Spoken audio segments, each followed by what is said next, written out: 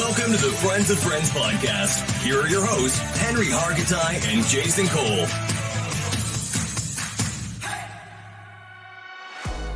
And just like that. Just like that. So I was on the phone with your wife earlier, and she said I'm ugly again because I shaved. Come on, here we go. Now you look back to looking like a boy. Can't be looking 16 on a podcast, man. People are gonna take it serious. I know I may be a boy, but we still speak. I still be educating my youth out here on this podcast. Friends of Friends, go like, go subscribe, be a friend of a friend. Push that button. Cheers to that. This is my new. How do you think you pronounce this? Real quick, let's get this out of the way.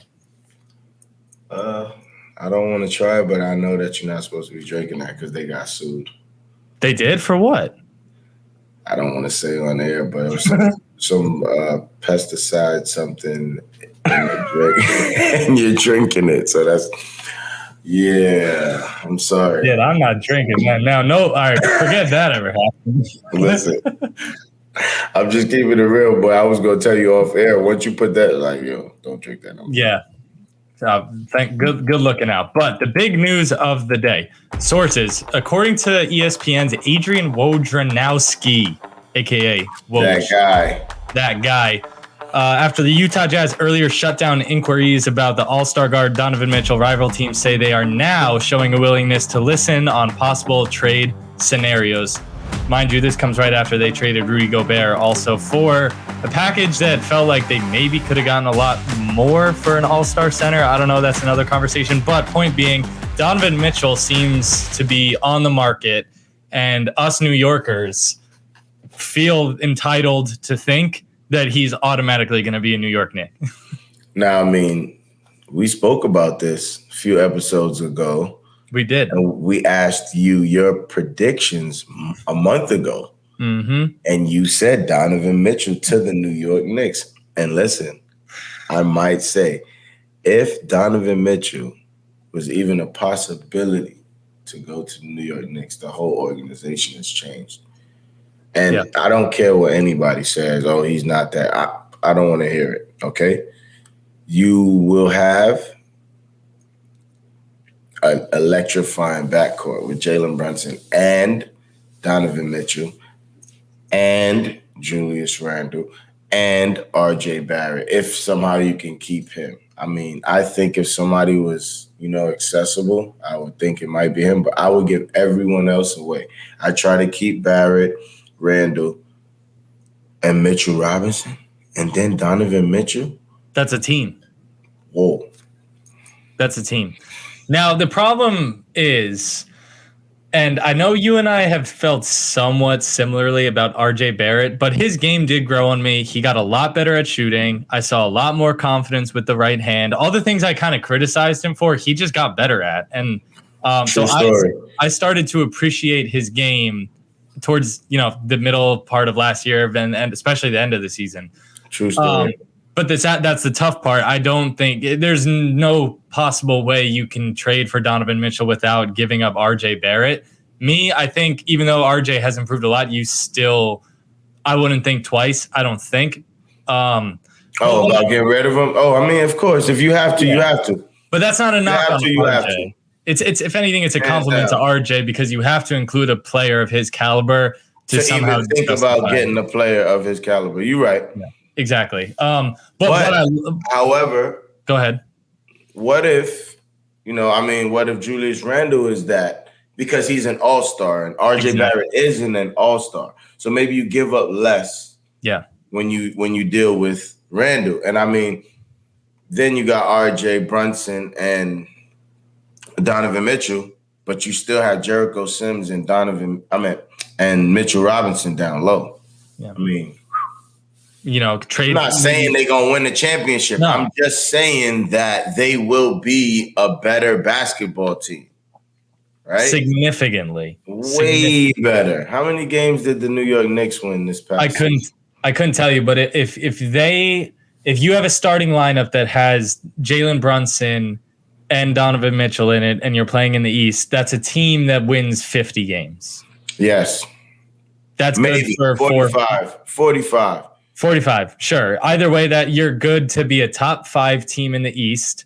That's arguably a top 3 backcourt in the East. And what I love most about that potential backcourt, again, Knicks fans tend to be delusional, so I don't want to get ahead of myself here. But the one thing I love most about a theoretical backcourt of Jalen Brunson and Donovan Mitchell, two great players, obviously, but 2 very willing passers. And I think that's what makes that backcourt so dangerous, because you talked about it last time. Jalen Brunson's shot selection makes him so effective, so good because he's so willing with the mid-range. Right. And Donovan Mitchell can kind of beat you anywhere on the court. And they're both very willing passers. That Utah system that they had, that extra pass constantly. And people are gonna overlook this part, but they both rebound the ball very well.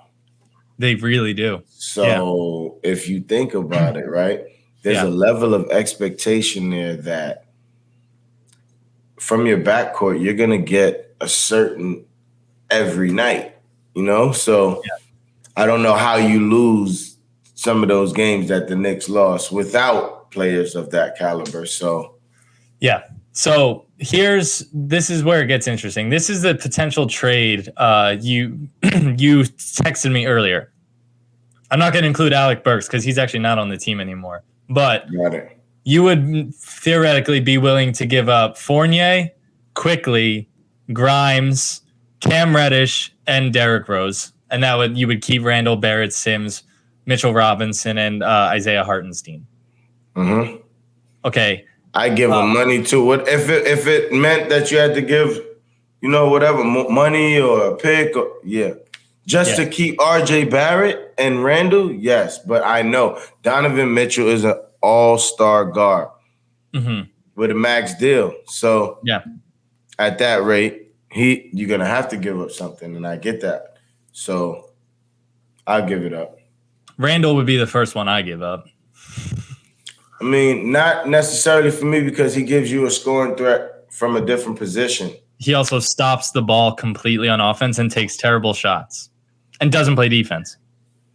It's a stretch, but yes, to a certain degree.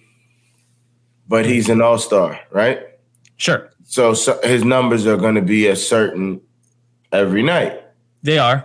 So with that being said, you don't go for a guy that may not be getting that big check, because he's going to feel like every night he has to perform at a certain level so he can keep that status. Yeah.